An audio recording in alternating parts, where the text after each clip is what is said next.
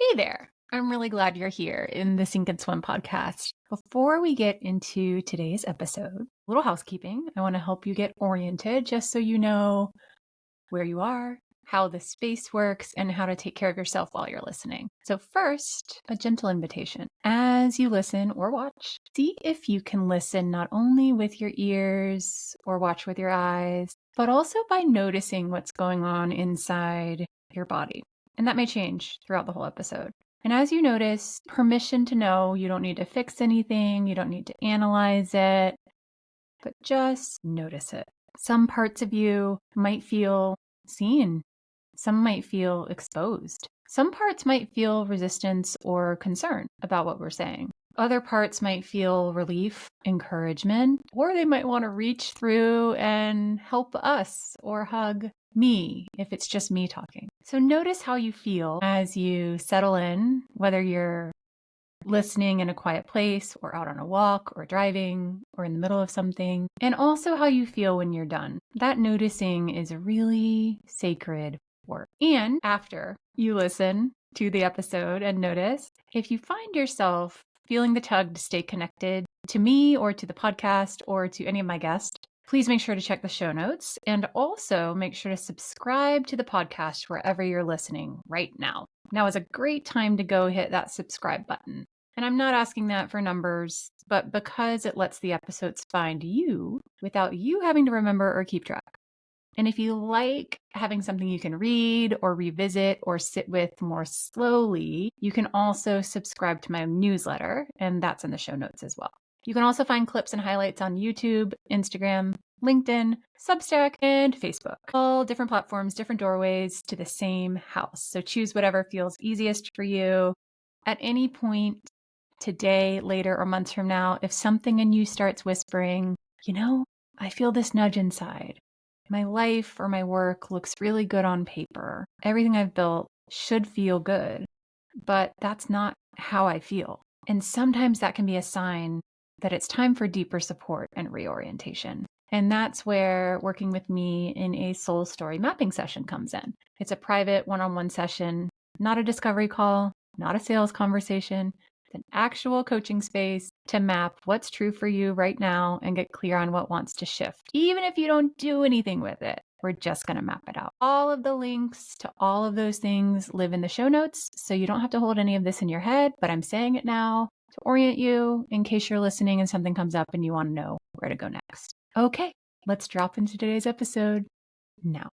Hey everyone, welcome back to Sink and Swim. I wanted to introduce our guest today. Wow, this conversation to me was like a healing balm for my soul, possibly for her soul. We had just so much to share after we got off the interview with how much joy we were feeling in each of our bodies. And I think it really reflected how authentic this guest showed up and, the space for it that I was honored to hold.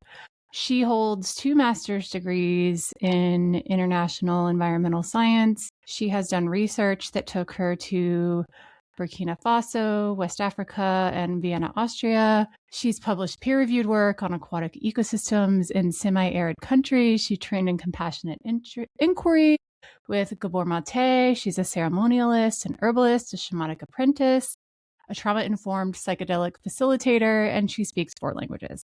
She is so much more than that. She's the founder of what she's named The Threshold, which is a somatic psychedelic facilitation program.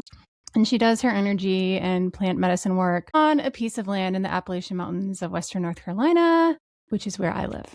Her name is Julie West, and she goes by Julie Earthy, which is absolutely the best description of her. She is earth embodied inside and out. And she has such a story that is full circle. So many people, myself included, that come onto this podcast have such a full circle story. And hers truly is. She went from standing on the front lines at climate demonstrations in Copenhagen to doing field work in West Africa to facilitating healing of the inner planet, her own inner planet, and now she helps other people. And what blew me away in this conversation is the thread she named for herself the earth is in a depleted state because of its own childhood trauma, our childhood trauma. And we really aptly named how we are the earth and the earth is us, and we are connected and simply an extension of the earth. It's not a metaphor, it's a literal through line. And when we heal what's resolved inside of us, we change how we move through the world and serve our planet and utilize the gifts of our planet. And she really names the weight that comes when you're a highly sensitive, highly attuned individual who cares so much about the gifts that are inside of you and how that can become a burden and how it can burn you out, deplete you. And it was from her very bottom that the realization of healing the planet at her own scale was facilitated by healing herself from within. And it's exactly what took her from being a depleted activist to the alive, replete woman I sat across from today. And if you're anyone who feels so passionate about the environment, the earth, the political landscape of the world, our sociological connection to each other in countries, in war-torn times, and anything and everything in between, where you just feel helpless to be able to act in a way that serves the greater good, this conversation is for you. We talked about her transition of putting her hands in the dirt, literally, as the first initiation back to herself. And I can attest that for me, in my own most recent iteration of a healing journey, there's been many, was a huge thing for me of literally being in the earth, like dirt under my fingernails in the dirt.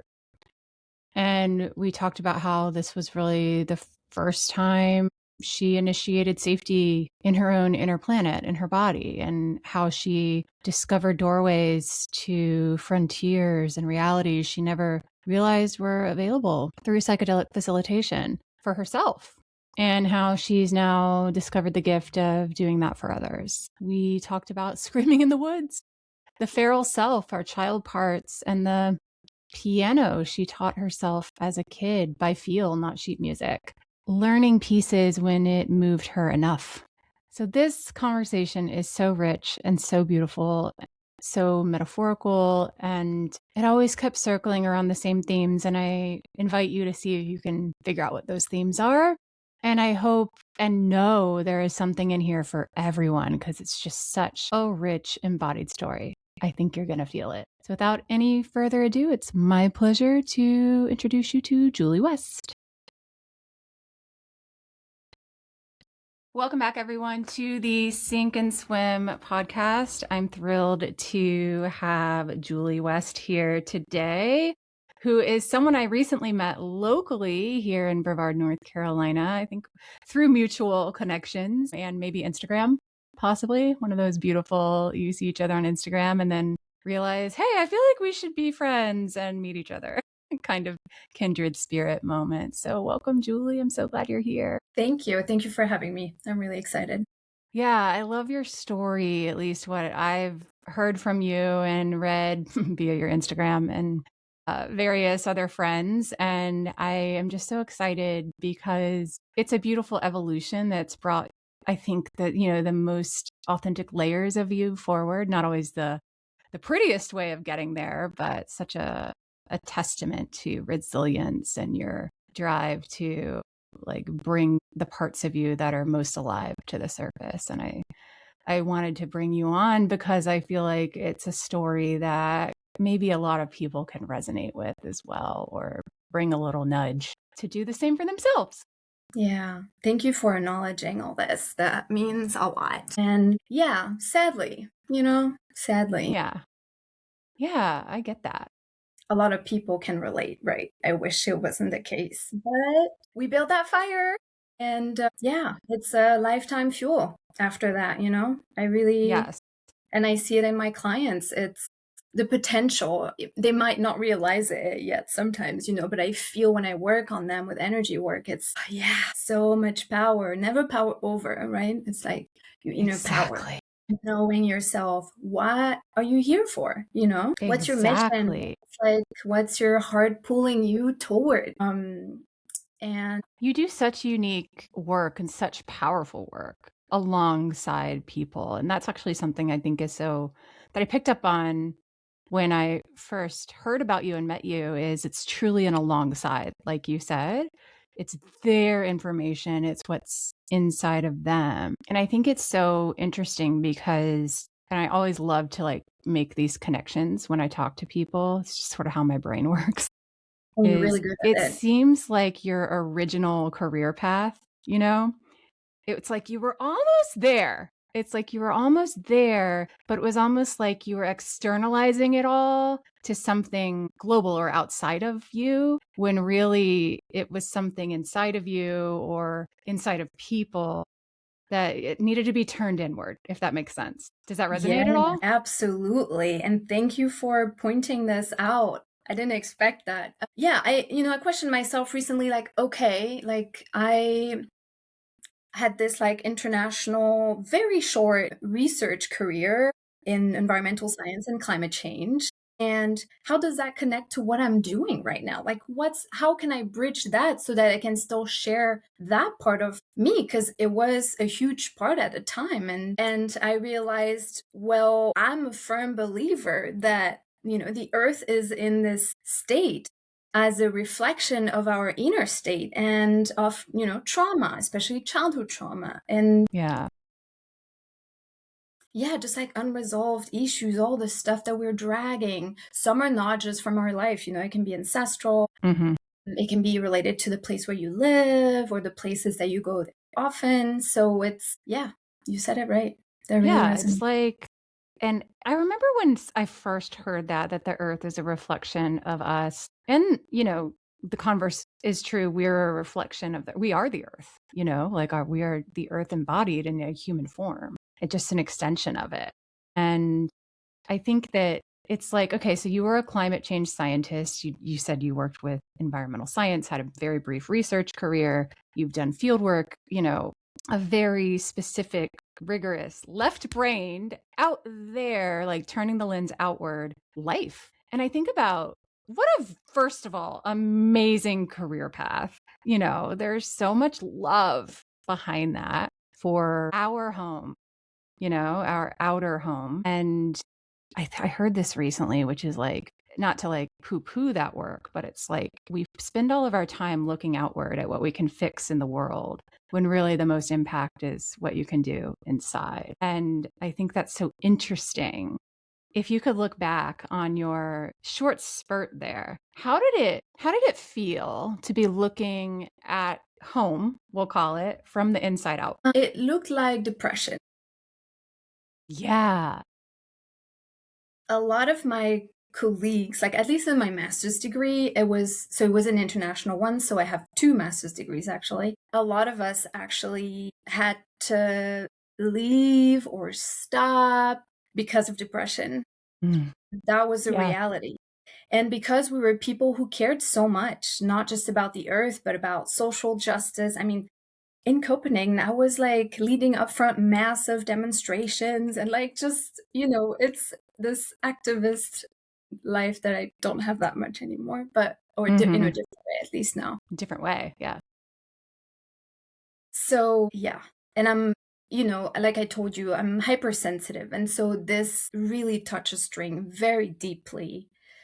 Always has. I grew up, in the countryside in France, so mostly in farms. So, trees were my friends, cows were my friends. I would create, musical theater pieces for them or opera pieces for them or the horses or so, I love this. eating the food that my grandparents were growing or the eggs that the chickens were, giving birth to. So, yeah, I think that helps realize how much richness is around us or can be around us, if that makes sense. No wonder you became an activist to fight for that. Like that actually makes sense that you're seeing it all so richly in like feeding you literally and giving you joy and you're making music for, your animal friends. I love this. And That was it's awesome. highly creative and no wonder as someone who's so sensitive and I so resonate with that as well, you wanted to fight for it. and you're standing on the front lines in Copenhagen, at huge demonstrations. And no wonder it also felt like depression, because that's something that one person can't hold. All like as big as climate change, earth science, activism for preserving that and honoring it. That's too big for one human to hold. But when you're that sensitive, it's going to feel like you're holding it all, Yeah. And then I feel like one of the most hallmark emotions of depression is helplessness, And of course, you would then feel helpless and, almost impotent on the ability to actually change what it is you want to change. Yeah. I think at the time, I'm just going to talk for myself, even though I know some of my colleagues also had the same experience. I think at the time, I wasn't that aware as much about how helpless we could be. It was more about there's so much to do and I can't hold it all. Like, first of all, that's pretentious. How could I do that? I'm just one little human. But it was more about, yeah, there's so much going on, Like, we were in Europe, everything was nice, even though we weren't happy with governments, but there was so much going on in Africa and still is, and, all the continents. So, yeah, I think it's later that I realized, wow, like, this is not enough. This is not fast enough. Like, this is not drastic enough. All, the regulations and adaptations, there's almost zero adaptation going on, at least back then. It was like, there's this, oh, that's too bad I forgot the name. I have it on my phone. It's not a syndrome, but it's a European philosopher, like some sort of syndrome was named after him to say that basically until people or politicians don't have like a disaster right up their nose, like we had with Helene 2 years ago almost, it's like it doesn't exist. Yeah. It's not real. Yeah. My husband and I were talking about that yesterday with sprawl, like urban sprawl, which obviously plays into this, like the just constant expansiveness of cities outward and outward and outward and outward from the city core instead of like growing inward and being sustainable about it. And he studied environmental science as well. That's his master's degree. Or environmental science, environmental policy and management. And he was like, yeah, I mean, it actually comes down to politicians. They've got to want to do something about it. Those are the people who actually hold the power. And it's not that we as people don't hold power, but I think we have power in a different way. And I'm curious about when you first, as one human, realizing this is overwhelming and depressing, when you first clued into that or realized it was costing you something. It was costing more than the earth something. It was costing you something personally. I think it was actually much later. Yeah. Once like I had graduated, and I think it was even after, because even after I graduated, even after I moved to the US, I was still part of the research program that was a partnership with the University of Ouagadougou in Burkina Faso, West Africa, and Boku, which is an agricultural university in Vienna, Austria. Yeah, that's when I faced the truth that I couldn't keep lying to myself. Like, this was highly depleting, but I felt so guilty for, acknowledging it and also being like, well, I guess I'm going to take a break. I really felt guilty because we're all concerned, like we're all responsible. So it needed definitely a lot of inner work to go from there to actually I can do things my way with my gifts and help at my scale. Help at my scale. Ooh, that sentence. It's okay. That feels like that is what's bridging I think about the phrase, think global, act local, where you started out thinking so global, which was too much for one human with so much responsibility and so much, it came from such a loving place, but it turned into overly responsible and it was depleting because of that. And then you felt guilt, of course, for feeling depleted, and wanting an out almost, because who else is going to hold the earth up if you're not, and yet then it's like went through a lot of inner work to realize I can still make the impact on the earth inside of me, and then for others in the same way, their own home, their own earth, my own inner earth, Yeah. Yeah. And being at peace with that took a little bit as well, For sure. Yeah. And whatever you feel comfortable sharing, talk to me about that sort of like crossover. I know that you did psychedelics yourself, have obviously gone through all kinds of healing work. What did you feel was really impactful to help you gently and slowly, and I know it's a continual process, make that transition to be at peace with that? I think I was so burned out, so exhausted that there wasn't much debate. I really had to take care of myself. Mm. What was sort of the moment that made you say, I need to do something for myself? And you said, I was exhausted. There wasn't really a choice. It was kind of like the brick got thrown at you and you had to almost. And I feel like I just want to acknowledge that that's something that I think a lot of people, especially who are highly sensitive, raised as female identifying, but not necessarily just females. I think that that's something that I can resonate with too. Sometimes you have to hit the bottom to realize you have to take care of yourself if there's any chance at, hope and life, again. So I guess my follow-up question to that would be whatever you feel comfortable letting us in on, what did the process look like to start taking care of yourself? What was really helpful? What wasn't helpful? Where did you start to tap in and go, ooh, there's something here that I'm learning about myself? Talk to me about that. Yeah. Thank you for asking that. Mm-hmm. I think I went back to basics. I put my hands in the dirt. So I went to work for a wonderful farm in Georgia because at the time my partner and I were living in Georgia, or at least we had moved away from California during COVID. And I just felt so held that slowly my body was untangling things from the deep past and allowing me to process it. Doesn't mean it was easy, doesn't mean it was comfortable. It was terrible. I'm not going to lie. Yeah. But, Right. Every day I would go back to this magical farm and who just has they're not certified, but they do regenerative organic farming, basically. And they're wonderful people. And so, every day, I was going through my process, working with vegetables as well. And then, there was still chronic depression around, a lot of anxiety, complex PTSD, and so on. So I started, nibbling here and there about a psychedelic assisted therapy. And I really saw it a bit as my last resort because I had worked so much. I had done so many things over the course of 20 years almost. It wasn't it still, There was still something that was like I didn't feel fulfilled. And again, dealing with, bouts of depression. I got a job in the tech industry. So I worked for Old Trails for about 3 years as leading their French localization. Because French speaking countries are their second market after the US. So it was pretty interesting. Yeah. Yeah.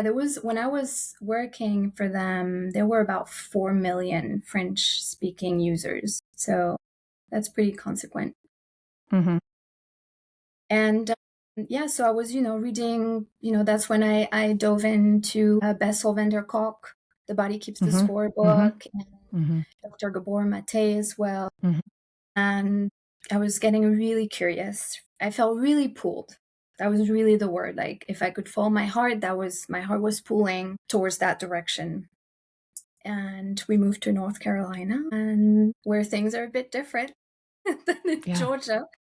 Yeah. And so, I could do this tremendous work, pretty demanding, but very rewarding, that changed my life. I think it's by far the most significant. My first ceremony I'm talking about is by far, the most significant experience I've had in my life so far. That's really profound that you started. I love how you said you started nibbling in that realm of, psychedelic assisted therapies and ceremonies and trauma, a lens of trauma. I feel like that's so compassionate and body focused and body centered. But if we bring it back, that's your home. That's sort of your inner planet, and I'm not a super expert at psychedelic assisted healing, but I feel like we're using the fruits of the earth, right, to bring about healing in your inner home, right? And it's again that lens that you started with as a child of loving just the interdependency of us with the earth and everything that comes with it, fighting for it, and then realizing, I love the image of putting your hands back in the dirt. And that was sort of the first initiation, back towards yourself, towards restoring wholeness in your inner earth, so to speak, and then continuing to nibble and read and learn from great authors who have turned the lens towards our inner experience in our bodies in such a compassionate way with science, and that helped you. So how has that framed up what you now do and want to do for other people? Oh gosh, it's like a 4-hour discussion. Take your time. Well, first, that was beautiful what you said about, using the medicine of the earth. Like, it's like this torus kind of movement where we go back to the earth and out and back and, both directions. And not all psychedelics are, right, medicine of the earth, right? LSD is man-made, or human-made. Ketamine is human-made. I personally only work with the fruit of the earth. I'm not interested in anything else. But yeah, after my first experience and integrating it, into my daily life, because a ceremony is not the end goal. Like, the work starts afterwards. Like, what do you take from that ceremony, from your understanding of the things that you saw, the things that you felt? How do you apply this in your daily life? How do you make the changes for more alignment with your heart, with your purpose? And so after that integration phase, even though honestly, like, this was a few years ago, and only recently, only a few months ago, I understood something that I had seen in that first ceremony. So integration is a lifetime process. It was too massive and of course, there's already plenty of people doing the facilitation or the assisted therapy in a clinical setup. When I say facilitation, it's not a clinical setup.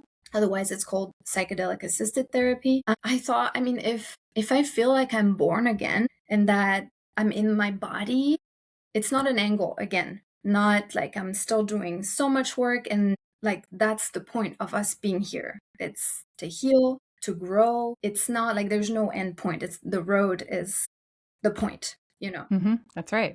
It's the beginning. It's the doorway. It sounds like you're saying that was a doorway of opportunity. It's like, come over here, experience a taste of what's available and possible. You then get to choose if you want to keep walking in that direction or not. But you've got to know what's sort of on the other side of the door to be able to choose that, which the experience sounds like it gives you an experience and a taste of.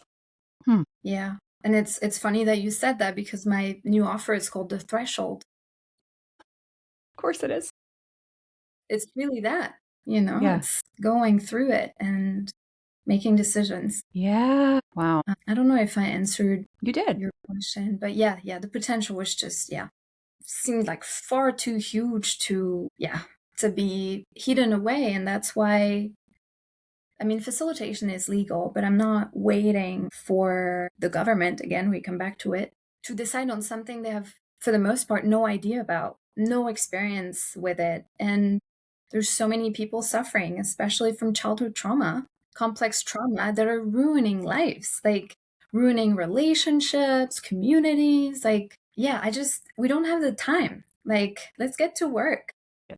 Yeah. And that, whether in our lifetime or in subsequent lifetimes, is what, in this theoretical framework, although you're experiencing it firsthand and helping other people with it firsthand, is what heals the planet.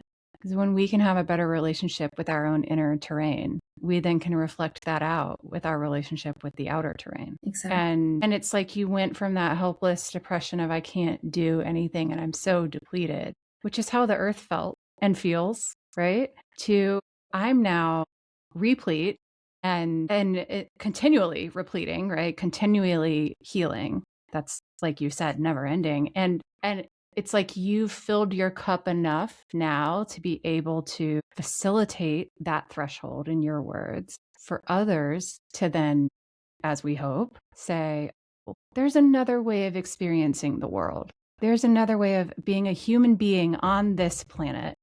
There's another way of having a relationship to my inner world and my outer world. It's still a choice. People could opt out, and sometimes they do, or just need to put it on hold because it's just not the right time. But without that doorway, without that experience, without that threshold to cross, You don't know what you don't know. And life continues the way your programming, your wiring, your generational trauma, all the pieces have programmed you to see the world. And you think this is just how it goes for me. And to your point, there's suffering.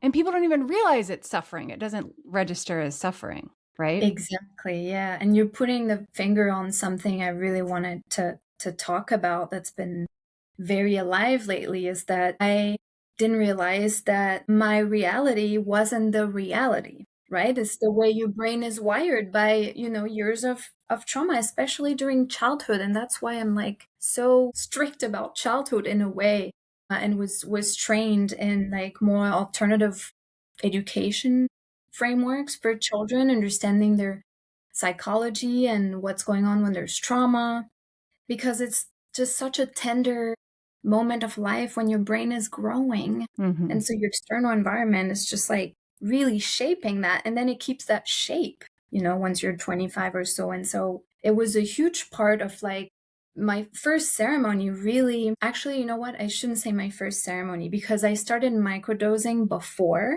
to get in touch with the medicine, but also to figure out the dosage, because I'm so sensitive and receptive. I knew I would need a lot. The first time I sat with this microdose, which is really for some people, they don't feel anything, is the first time in my life that I felt safe. It's the Wow. first time in my life that I felt at peace in my body. And I didn't realize that the contrary was going on all those years, right? And so it blew my mind. How can 250 milligram like propulse me to like a whole new reality and kind of take me out and start rewiring my brain and the way it works to see a different reality and understand that, this is all from the external, environment. I love how you talk about how the child brain and the developing brain, that's what I studied in college, is so malleable and it is shaped by some of it is nurture, like the DNA and how your genetics play. A lot of it is nurture. It's external. And really it's the interplay between the two where there's so much impact. And I feel like when you're past 25, when your brain has finished and your body has also integrated how the brain is directing it, you have all these filters up that color and flavor your view of reality. And you can't know that there's another view of reality until you interface with a different one that's usually diabolically different from yours. And I feel like not to like reduce it too much, but a lot of the problem we see in our world is when two people come together with diabolically different views of reality, it creates conflict. When really what you're saying is, well, when you remove the filter where the body feels that as a threat and you suddenly feel safe, you can see another view of reality as a possibility instead of a threat or something that you just don't believe exists at all. Right. Yeah. Yeah. And that makes me think of something I say often, is that I truly believe that also that the earth is in this state because of childhood trauma, like purely. I mean, you see it, like you can't deny it. It's all like almost textbook, Yeah. especially nowadays, especially in the US. Like, wow, the US is so advanced for like, creating really potent therapies for trauma. I'm thinking of IFS, but also I'm thinking of all the work that Gabor Mate did. And I took a training with him in compassionate inquiry. And it's just, even all the vocabularies, we don't even have that in France. I learned about gaslighting a few years ago by my therapist in Georgia. Right. And there's so much movement here that is not happening in Europe. So childhood trauma equals earth sick. Yeah. What I'm hearing you say is we pack our bags as kids, right? And trauma could be the capital T kind. That's like what we think of, war, abuse, like disease, horrible, like the sort of textbook things happening to you. Or it could be the micro T trauma, which is just a collection of little, I call them paper cuts. It's like, ooh, that hurt. And then your body scars it over and doesn't necessarily change. It just kind of stores it. and then you get another paper cut and another one, and both happen. And it creates an inner story. It creates an inner narrative. It creates a view of reality, all of those things. And every single one of us has a different one, a different story, and how we're interpreting and relating to the world. I also love the phrase, the body keeps the story. And, because when we say score, it's like measurable traumas, those bigger ones. And story is more like the little moments, that I think that a lot of people, I hear this from clients all the time, is, well, I don't have trauma. And I'm like, yeah, because you're thinking of, you weren't in war, you weren't in an abusive household, you weren't, you didn't have someone rob you at gunpoint. But there were all of these little moments where your system was taught, you're not enough, you're not worthy, you can't do this, you're too much, whatever it is. And those are traumatic moments for a system too. And, we then as a country and as a world call those mindset problems or limiting beliefs. Not that they're not, but I think that it's just scratching the surface. And you're right that when we all bring those packed bags of big and little T trauma into the world and we interact with each other and we have these really complex human drives for money and safety and the things we actually need, it can turn into robbing the earth, hurting the earth. I just think, legislation that's passed to benefit business but hurt people or animals or nature or whatever. And if we look at why this constant craving for more, you're right. It's like, wait, but our bodies are designed to stop that craving if they've been shaped correctly. Not stop it, but feed it like the right way, in a nourishing way. But if we look at all of us and all the ways we've packed our bags, we actually can be inflicting harm on ourselves and on the planet. So working through childhood trauma can help. Yeah. And I'm not saying that everything is perfect, right? I have an impact on the earth, like you probably do. Like nowadays it's really hard to have a zero carbon emission lifestyle for so many reasons, not just the car or taking a plane, for so many reasons and, broken systems. So, but that's a discussion for another time. It's the fine line between advancement, which is also, I think, a gift from the divine. It's like our scientific ability to advance things. We wouldn't be having this conversation if it weren't for science right now, from your house and my house, from two different places. We wouldn't be having this conversation, hate to say it, if AI didn't exist, because AI helped set up the technology that created this platform. I'm guessing, I didn't create the platform, but I'm guessing they've relied on that in the past couple of years, right? And it's like, and yet we're meeting and having this conversation to relay it to other people to help them learn. And hopefully, it helps one person go, oh, I have an impact on the planet in this way. And I can make a different choice or see a different reality or heal something or whatever it is. So it's like a both and also making good stewarding decisions as much as we can. And I don't want an AI data center anywhere near my home or anyone else's for that matter. It's like, right. So it's hard. Yeah. Okay. So you created your newest thing. It's called Threshold. I know you've been working locally with people, facilitating healing using the medicine of the earth.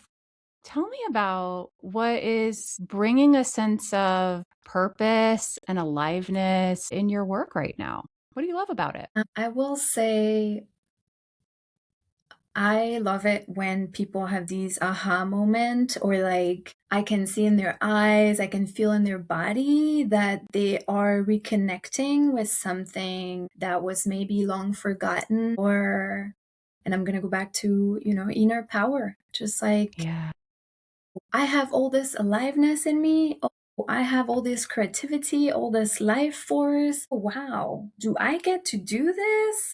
Yes, like day and night. So it's very rewarding. And I work mainly with women. A lot of them, are sexual abuse survivors who find their way to my door. You know how the universe works, right? Mm-hmm. And it's just incredible to witness them. Even if, it doesn't have to be this huge, sparkly moment, even if it's just a little bit, something that switched, it's great because we need empowered women. We need women who are decision makers and who are fulfilled and, and healed to, the most of their ability. Yeah, I think it's really a big chunk of it. First of all, I loved that moment where you were like, yeah, there's so much joy there. There was so much alive right there. I just want to circle back to that and like make sure we captured that. And just the gift and the generosity that you're overflowing with after doing your own healing work. It's such a contrast to the depletion. Like I can feel it. I can see it. I'm like, oh.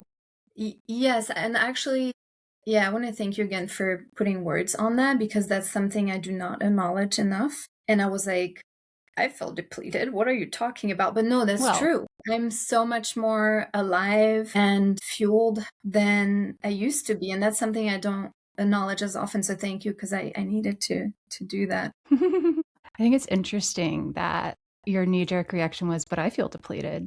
I feel like I get that because sometimes when my lens, this is just such a testament to the lens, right, on reality, of my lens is pointed towards what I would like to improve or change or just what doesn't feel great today, and I miss all of the things that actually are going in the direction I want them to go. And there's a great quote. I can't remember who said it. It's like we get so focused on the digging and the digging and the digging that we miss the pile that we're creating behind us. Like there's creation there when there's deconstructing and healing going on as well.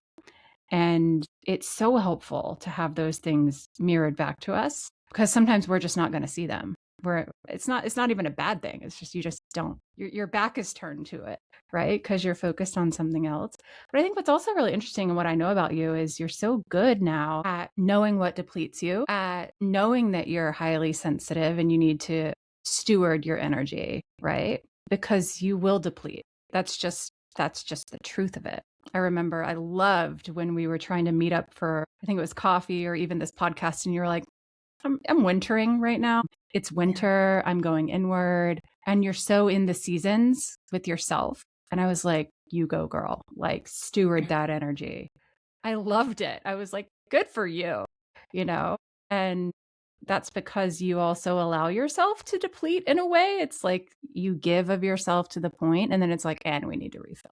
And I think that's okay. And that is, to use just sort of a scientific phrase, that's nervous system regulation. You're allowed to give and fully live until you're empty. And then you've got to refill. And you have created space in your life for that. Yeah. And it's probably similar to your work as well, where you also give so much to people that you also need to winter one way or the other. It doesn't have to be during winter. I mean, naturally we're all just more drawn to winter, and also the weather helps too. But I was going to say that that's funny. It's going away. It was related to like master plants, like, psychedelics that recently, I sat with a master plant I had never sat with before. And I knew we were going to meet because I knew we were old friends. And she really showed me that if I don't do all this, I'm making myself sick, like physically sick. And it was not only, it wasn't a visual experience at all. It was a physical and energetic experience. And because, it's a purgatory plant as well, there was a lot of purge, and I was being shown, like, do you see? Every time you do not speak your truth, like every time you hold back what you want to say, every time you say yes, but inside it's like, no. You're making yourself sick. All of this, like you were saying earlier, is stored. It doesn't like evaporate like a dew in the morning. It's so, now it's even more clear that when something is a no, I have to honor that because I can feel even that it's not a declared sickness, but, I can feel that pain inside of me, like physical pain. So, yeah. Your inner earth, your home is saying, no, this isn't good. This isn't nourishing. For now. This sometimes hurts it's just right burnout. now. Right. Yeah. Yep. Well, I think that makes sense. When you talked about Helene here in Western North Carolina, was just massive destruction and flooding. That was too much rain. But we did in some places in North Carolina have too much rain in the last week. But prior to the last week, we needed rain. So a week ago, we needed that medicine of the earth. 2 years ago, it was too much. So it's timing, it's amount, like you said, the dosage, whether it's happening internally or outside of us is crucial. And sometimes like wintering is not always the time energetically to be going. Sometimes it is for some people. Snow skiers, it's their time to shine, just as an example, right? Yep. It's when they feel most alive. You're talking about yourself. No, I do not snow ski. I don't know how. I am a winter kind of girl. I'm an inward, we're going to sit and be slow kind of girl. I do not do winter activity much. But yeah, I think that the gift you bring for people to harness, well, first access and then learn to harness the wisdom and direction from their bodies and heal what is blocking the wisdom and direction and bring to life what's always been there, the power, the intuition, the drive, the curiosity. It's brilliant. It's what you've always wanted to do, right? And then you've brought it full circle into something that fills you up and fills them up, Yeah. Yeah, it's amazing how much we forget. When we are born into this life, we were born with massive amnesia. And for people to remember their inner healing intelligence, to witness it, to experience it, embody it is, it's a great gift to witness, really. Yeah. I'm still thinking about writing musical theater scores for the animals. It was a lot of fun. And that was, or I guess it's probably still the good part about it.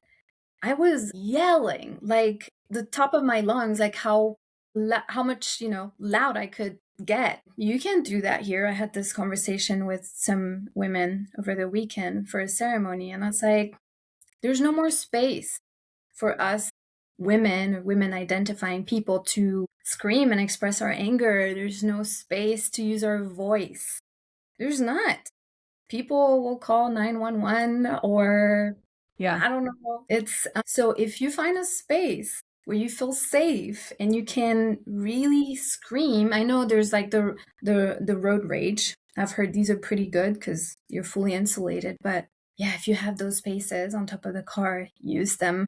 Go for it. Yeah. When I was going through quite something that was healing a couple of years back, I routinely and just very intuitively would be out on my bike in the forest screaming while biking to the trees and, didn't get arrested. But I also knew there was no one around and that I could. And it was so incredibly important for me to feel what I call my feral side because I felt how alive it could be. And to your point, how much was stored inside of my voice. And I had to experience something that, I learned or unlearned at some point, as this is a really powerful part of me. It wasn't just about releasing it. It was about experiencing in my throat how it felt.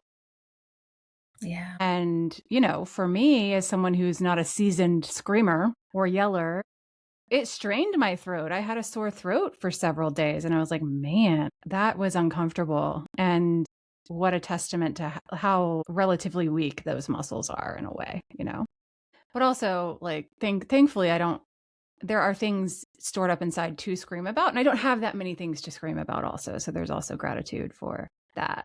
But I think that it was a really powerful example of, wow, I had to get all the way out 6 miles into the woods before I felt, to your point, safe enough to do that. Because if I did it in my backyard, oh yeah, my sweet little neighbor might be very concerned. Yeah. And that makes me, I love that you had that, that you found it and that everything aligned for you to be able to get it out or at least get it moving. Yeah. And that makes me think of, like community settings where, and I'm talking like hundreds, if not thousands of years ago, where women would hold each other throughout all life experiences, rites of passages, but not only, anything. And they would hold each other. And, I'm sure Scream was part of it. And I was just seeing that as you were sharing your story. And I actually do work quite a bit with that during my energy work. So I guide people, women, through, ancient setups where these holding were taking space. And it's incredibly potent. Yeah. And it's beautiful for them, for my clients, to get that kind of support, because we tend to forget that it's gone because it's not visually here. Yeah. Yeah. In a previous version of myself, I would have been so freaked out by the process of me saying what I just said, and you even saying these like circles of women who held each other through fairly alive ways of being, screaming, anger, ceremony, rites of passage, and yet it's so ingrained in us. We've just quieted it. Or we were born, like you said, with amnesia, where it's just never been part of the generations before. And to the point about our view on reality, it's like, yeah, a previous version of me would be so freaked out by hearing myself say this. Like genuinely threatened by future Julie being like, yeah, I scream in the woods. She'd be like, are you all right? Do you, like, she would have pathologized me as too much or wild or just like out of control. And yet the very act of doing it is what gave me control, if that makes sense. It's like it gave me power. Power's the word, not control. Mhm. To be myself and to feel at home in myself. Yeah. Yeah. And I love that you called it your feral self. I mean, Feral. feral has a native correct. It's wild. connotation, but Mhm. it's your authentic self. It's your true Yeah. self. No need Yeah. to, for solutions. Untamed. Completely untamed. Yeah. Yeah. Yeah. Wow. What powerful, incredible work that you're offering to the world. Thank you. That is heal. You use the fruits of the earth to help people heal their inner world so they can give and heal the outer world. Yeah. It's I like don't a full scream it out circle. loud, but It that's is a full the circle. yeah. It's the Yeah, implicit, it's my implicit mission, exactly. Yeah. Yeah. at my scale again, at my At small your scale. Yeah. at your scale. I just love how peaceful you say that. It's like you finally arrived and right-sized it for what you can actually do. And that's not to say there aren't moments where you might feel helpless or overwhelmed, but it's Yeah. like you now know what to do with that. Yeah. Mm, Yeah, and amazing. I'm trying to be careful not to fall into these loops of I find myself always thinking about everything. So the impact of everything, right? I go all the way back to the source. And so my decisions are always based around that. And so it can be it's really hard. I mean, we've fought with my partner about it because I'm just trying to do as much as I can. But it's toxic. And I know in a way it's paradoxical because I know. well, we only have one planet Earth at least, but also okay, well maybe, I can do not great stuff like 30% so that I can maintain, my work or maintain something that makes me feel alive. I've questioned creativity as well, like, oh my God, we're using canvas, we're using paint, it's not made like before, right? With pure pigments. I mean, some are, but a lot of them are just oil painting, acrylic. Like, should we stop painting? Should we stop creating art? Should we reframe it and do only land art, but then you disturb all the newts who uses all the rocks for their houses and the snakes? And so it's like, okay, we have to find our place in this world. Mm, And we have to be at peace with it. what a paradox. An impossible, yet extremely possible fabric to be living in, where you can see, like, in an instant, the vast interconnectedness of everything and the layers and layers and layers and layers of how everything affects everything from a microscopic to a macroscopic level. And like that is just how you see the world and how you operate. And it can be extremely toxic where, yeah, like I don't want to use, I love how you said earth art. It's like if we use blueberries, someone was telling me this, a client, she follows someone on Instagram who is like uses fruit to create pigments for paint, right? But then are we disturbing, native wildlife and all of this and regenerative farming? Is that even happening? Or are we just farming the land and should we just not do anything?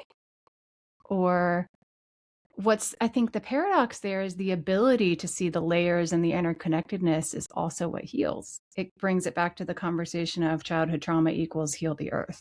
Like you can see it all the way from that, all the way to the tippy top of the macroscopic environment we live in. Yeah. It's Yeah. pretty And powerful. also, yeah. And putting ourselves back into like an interrelationship with all things. Yeah. Sometimes like, I don't know, if the human ego could produce electricity, I think we might be able to save the earth. Like we are so good at thinking that we're on top of everything. Like sometimes I find myself like having these reflection and be like, whoa, all right, you're not like, to me, like all lives are precious. Like all insects' lives, like my life is not over theirs because I'm a little bigger. Mm-hmm. And so, yeah, putting ourselves back into this interrelationship with the trees and the plants and the animals and the insects and all the life around us, because we have so much to learn from them. There's so much to learn once we open that gaze, that gate. Mm-hmm. And that's something you were, I think, blessed with. It became a burden when you felt like you needed to be able to hold it all, fix it all, heal it all, be responsible for it all. And now you figured out I can hold this viewpoint and this gaze, this ability to see it all and find my place in it, to use my ego, for example, to make an impact. The good, we don't have an ego for no reason. It's there Yeah, to absolutely. function, right? To like do something. I think it gets a bad rap sometimes, but it's like you said, if the human ego can make electricity, good. Okay, good. Mostly a good thing. There's a dark side to it, right? But at the same time, I think that you were here for some purpose to serve and give. You weren't just meant to sit here and stare at the interconnectedness of it all. There was something you were called to give, and you're doing that now. Yeah, exactly. And so I love to work with others so that they find their gifts too, because I'm on my way. It's extremely confusing. I'm scared. Like this doesn't leave, I think. I mean, maybe you can tell me, but this is part of the journey. But there's no, there's so in French, when people do the work that I do, they're called healers. And not that it doesn't mean that they're making miracles, but people say they have a gift. Like in English, it would translate to, oh, they have a gift. Like it's something that's like, it's like, yeah, just like a divinity thing, ability. And it's not like that's not true. Like we all have gifts and we all have things to give and create. And you just have to figure out what it is. And sometimes it takes time, sometimes not, depending again on your original setups, right? With childhood has a lot to do with that. Yeah. Yeah. You're on your way. It's still scary. Same. I don't think that ends. I feel like fear gets to have a seat at the table. And it's such wisdom for your system to say, hold on. I'm feeling a little threatened or a lot threatened or something's coming up here. And it's like an invitation to look at whatever is happening inside or whatever's happening outside that might need your attention or your attunement or might need someone to hold your hand across the threshold so it feels more fluid. It's like, we're not trying to make the fear go away. It's like, what are we asking for from it? What is it asking for? Safety, companionship, belonging, direction. It's such a potent and wise supporter of us if we can kind of befriend it and let it be here. Right. But not, at the driver's seat. Yeah. Not driving. Yeah. Unless you're truly in a traumatic or terrible situation where it needs to drive, Yeah. Yeah. Like survival. Yeah, absolutely. Survival. Yeah. But, in many ways, we're talking about aliveness, which I think is important for survival. But at this moment, we're not talking about survival, Exactly. Yeah. Yeah. Amazing. Well, like you said, we could talk about this for 4 hours or longer or a lifetime. Yeah, it's a fascinating topic. But our human egos need to go and produce and support the world. Well, But the extra, I have, there's a lot of extra, so that would be good. No, I don't know. That'd be great. Yeah. Or anything. There's so many things we could plug that we have too much of, I think. You're right. But one thing that we have a lot of is an inner sense of fun. Sometimes we don't tap into enough. And the way that I close out these episodes is with 5 relatively fun, light questions that seemingly have nothing to do with anything, but interestingly, paradoxically, have everything to do with what we just talked about, usually. So are you open to them? They're random. Drum roll. Drum roll. Well, they're not random. I ask everyone the same question. So if you listen to the episodes, they're there. But they're like on the spot. Tell me what comes first, whatever intuitively hits. Are you ready? Okay. Okay. It's called the lightning round. Number 1, if you could be any animal other than a human, what would you be? The whale. The whale. Yeah. I mean, there's still it's interesting. I don't have the word in English. It's the lion in the Amazon or Costa Rica. Just trying to describe it with the dots. It's guépard in French, but cheetah, jaguar. Yeah, the cheetah. Yeah, the jaguar keeps popping. But I love whales. Leopard. Sorry, that was one with spots too. Yeah, leopard is actually the same as in French léopard. Yeah. Okay. Guépard, yeah. There we go. Yeah. Amazing. Why whale? What is it about whale? They hold so much wisdom, and they have this, I don't know, they hold this very deep, profound peace, and they sing. I know. Yeah, just, they live in matriarchies, and it's, yeah, I really resonate with them. When I can, so part of my work, part of the funds of my work goes to, protection, conservation projects, indigenous peoples. Organization as well. And so, yeah, I participated to this sanctuary being created in Japan for whales. Not enclosed, it's in a bay, it's huge, it's wonderful. Yeah, they were keen. And again, so much to learn from them. Yeah, very powerful women, matriarchy. Yeah. So much to learn from that. Okay. Question 2. If you could get a beverage with 2 people, dead or alive, who would they be? Any 2 people. Oh my God. Is there a timer for this? No, there's no timer. Take your time. I'm going to fail some people, and I'm sorry for the ones up there and here. Well, let's say today. Tomorrow you could pick 2 different people. 2 people today. A day keeps the doctor 2 people away. A day. That's right. Who's it going to be today? I'm going to say Langston Ken, who is my shamanic teacher. He is an author and a wonderful being that I haven't met in person yet. Who knows if it will happen in the future? I think it might because of the in-person training. But yeah, his words just hit when you reach that impeccable words, like I think I was telling you, like in the 5 agreements. Phew, the power of it is like, it's like it slices through and it really hits you into the heart. And yeah, he's just such a creative, colorful being. I just love his energy, and I would love to have some time with him just to hang out. Yeah. Amazing. Oh, you said 2 people. Gosh, does it have to be humans? I would love to sit with like a women deity, or maybe Parvati, or someone who holds both the fire but also the tenderness and very kind motherhood. I think Parvati is a good one for that. I would love to do that as well. Yeah, you're more than welcome to join. Feel free to. Okay.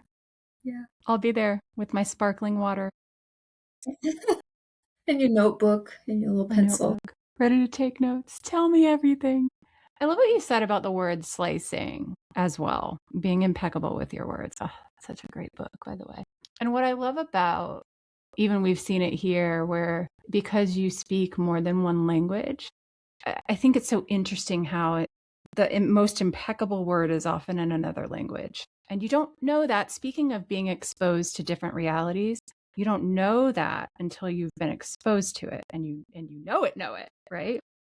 Yeah. I find that so interesting. There was a book I saw recently in a therapy office that was words from other languages other than English that have such beautiful meaning that there's no word for in English. I need to buy it. I took a picture of it because I'm so into words and more the ability to connect with another human that way and use them impeccably. And I think that's such an example where you have that resource. And so many of us don't. I mean, I have some, but I don't have such knowledge in the second language I speak of the deeper words and deeper, more like idioms and word phrases that mean something but don't mean something literally, kind of thing. Yeah. Yeah. I mean, you can use it, but it doesn't mean you're going to be understood. Like I use them sometimes, but my partner is like, what are you talking about? What are you saying? And I then know. describing it is like almost insulting it, right? It's like, oh, it's this thing when you do this or when it's like that. And I was like, okay, you killed it. Let's move on. Right. Yeah. Yeah. I love that. It's almost worse when you have to explain it. It's a bit. So true. So true for so many things in life. Okay. Third question. Does pineapple belong on pizza? I love sweet and salty. So I will say yes. Yeah. Awesome. Apologies if you're losing some listeners. The Italians in the room will not forgive you, but other than that, it's a mixed bag. People are either pro pineapple or anti pineapple. But I do love sweet and salty as well. Are you saying it was created in the US? The pineapple? I don't know where it was created. Because it's interesting that I've found like in the US, it seems that American loves sweet and salty. Like they do culinary, they do things that you would never see in France, for example. Right. So yeah. Interesting. We're going to have to look up where that came from. For some reason, I feel like I've looked it up before and it was surprising. It was somewhere like Germany. I thought it was the US and I swore on it and then I looked it up. This may not be pineapple on pizza. It might be something else, but I remember being surprised by it. So we're going to have to verify this. Yeah, I'll text you after that. Yeah. Okay. Awesome. All right. Next question. I am a fly on the wall on a Friday night at your house. What do I see happening? What time? That's very important. 7 p.m. Okay. So there's still movement at 7 p.m. Probably a dinner with my husband, or cooking, ideally wandering around outside, just watching the sunset, depending on the season, at La Channeret, where I do energy work now. Yeah, just a very, not silent, but a very quiet environment. I mean, it usually is. At our house, my husband is also hypersensitive, so we're both I enjoy loud musics more than he does, I think. But yeah, just like a quiet, unwinding environment. Yeah, where we slow down. Amazing. Yeah. That sounds delightful to me. What about you? Who's also very sensitive. On an average Friday night, we go out to dinner almost religiously to the Pisgah Bakehouse Friday nights, and then we come home. Sometimes we've bought a sweet item from the bakery case. So we have this little sweet item and watch something on TV, just like total rot on the couch. Dogs are with us, watching something light, fun, not too deep usually. Yeah. Yeah, we also do watch things, but it's usually after 7. Like it's like 8:30. Yeah. Perfect. Yeah, same. And bedtime's around 9:30 or 10. Kind of the wind down. Yeah, it's important. Okay, final question. You've kind of already answered this sometimes, so you can just repeat it if you want. What is a hidden pleasure, obsession, skill, hobby of yours that other people might find surprising, weird, quirky, or questionable? I mean, like you said, I speak several languages, which, I mean, in 2026, a lot of people speak, at least another language, if not more. But I mean, yeah, I can repeat what I told you already. I taught myself piano as a child and I became obsessed with it, so much so that, and I started on a very small piano that my grandfather was given from some neighbors who had a castle next to their house. It was very small, but it was a real piano, like upright. And then I had, the electronic, like the flat one. And then my parents actually bought an electric upright piano. And so I would just spend hours for their delight, right? Because someone was playing piano in the house that was kind of like, what? Just like being absolutely obsessed and Mm. really going down all the rabbit holes. So yeah, I learned some like pieces. The biggest one was the ice dance in Edward Scissorhands, because I was a big Tim Wow. Burton fan Mm-hmm. as a kid, teenager. And yeah, it's just like once I could really play, it was just moving me so much that yeah, it was just so nourishing. And I just wanted more.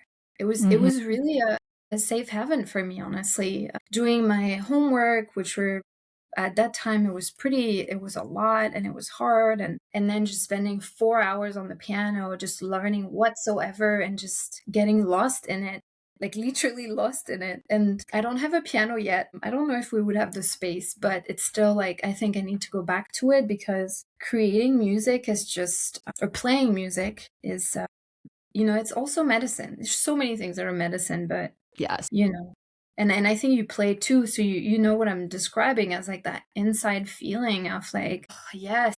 Yeah. And I teach myself. I taught myself as a kid. And I think you did not by sheet music, right? It was by Yeah, like memorizing exactly. and sound and same. And now it's the same for me. I didn't do it for a long time. And I never learned big songs. I learned like Twinkle, Twinkle, Little Star and Happy Birthday. But I taught myself. And then I played clarinet in middle school. And generally, I did learn to read sheet music because you had to. But I would remember just the finger placements and the rhythm and everything. And now I retaught myself piano without any sheet music whatsoever. It's just sound and rhythm, and it works. And you're right, it's so immersive. You lose track of time. You're in that flow state. Yeah, Such yeah, exactly. creativity. Mm-hmm. Yeah, yeah, the flow state. Yeah, and I think it's really important to detach ourselves from all the performance and things like that. Like I was learning how's it called? Music Sheet music. Yeah. sheet music in school. In And so school. yes, I Right. could play a few like classical stuff on the piano because I knew the thing, but it's like whatever, just play. Just Yeah. do it. It Yeah. doesn't matter how you do it. Just do it. Just give yourself some pleasure, like pleasure. Like just yeah, it That's doesn't matter how you get purely there. it. That's what it is for me. I don't play for anyone. I mess up and I'm like, oh well, I missed a chord. Oh well, that's fine. Do it on the Yeah. next one. But Yeah. there's something about the mastery of it that is also really pleasurable, of knowing I could do it, knowing I could master it. And for me, that I'm just like this, I'm playing for myself. That's it, And that's great. That's great Yeah. food. Yeah. I also love that you're like, I feel like I need to get a piano. Again, it's like coming full circle to young you. I Right. think Yeah. about inner child work. And one of the first things I love to bring my clients to is, if you do inner child work or child healing, whatever version of it we call it, I do parts work. It's like, well, okay, let's look at the things that hurt, but could we also look at what was joyful and fun and bring play into the work? Like, and sometimes I find the access point for the inner parts or the child is play. It's like it's like the adult coloring books. It's not just to give you something to do with your hands that distracts your brain. I tell my clients, I'm like, go get a Disney coloring book, not an adult one, but one that's just silly and fun, or come up with something that to you would be ridiculous to do as an adult, but you would have loved as a kid. And sometimes that opens the door. Speaking of thresholds, it's like that opens the door to peer behind it and go, oh, and this child had a tender heart and that heart got hurt and all of that. Yeah. Yeah. I love that you recommend that to your clients. Yeah. Yeah, it's so important. Play. And yeah, you were talking about child parts, and it's so yeah, we focus right on the trauma, the hard stuff, like where we've been hurt and how, and but then we tend to forget to ask, okay, what is this part bringing back? That's I right. was telling you about like child parts coming back. Yes, this person was hurt, but also this person is bringing something back that, Right. you've forgotten about yourself. And what is Mhm. it? And yeah, oftentimes it's a very light, funny, bouncy, playful thing. or that depth of curiosity to learn and create, and like the child who could see the interconnectedness of the world. It became a burden when it became too much to hold, and you weren't given the channels to develop it in a way that served you and the people around you until you did the work to get the chance, you know what I mean?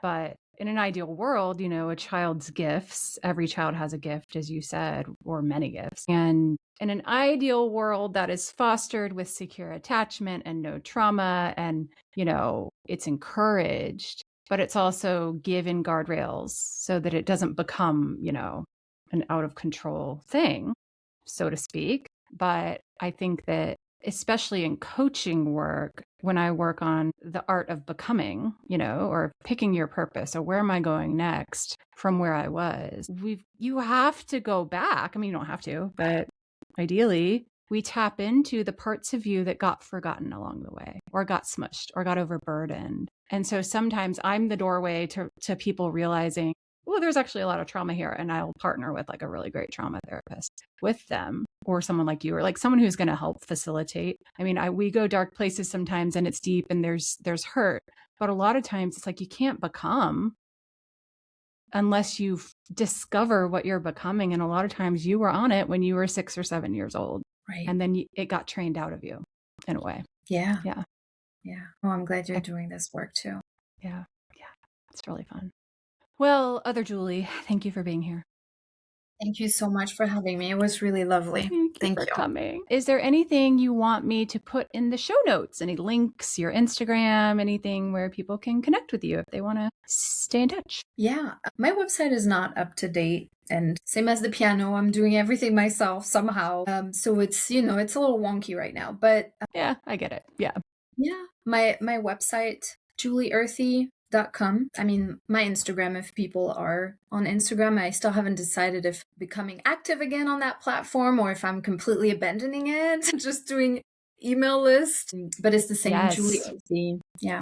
Okay. I'll put it all in there. If someone feels called to connect, it's a great doorway. And then, they can stay connected with you, however feels right to you and them. Yeah. Yeah, I would love that. Thank you. Yay. Awesome. Okay. Well, we'll have to stay in touch. Yes. Thank you. All right. Bye.